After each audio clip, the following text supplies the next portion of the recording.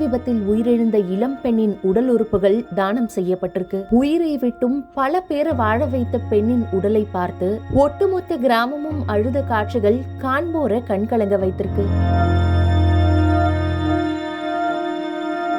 அரியலூர் நகராட்சிக்கு உட்பட்ட வ.உ.சி. தெருவில் வசிக்கும் முருகன் சரஸ்வதி தம்பதியின் மகள் மஞ்சு. பொறியியல் படிப்பை முடித்த மஞ்சு ஈரோடு மாவட்டத்தில் இருக்கக்கூடிய தனியார் அகாடமி ஒன்றில் போட்டித் தேர்வுக்கு படித்து வந்திருக்காங்க.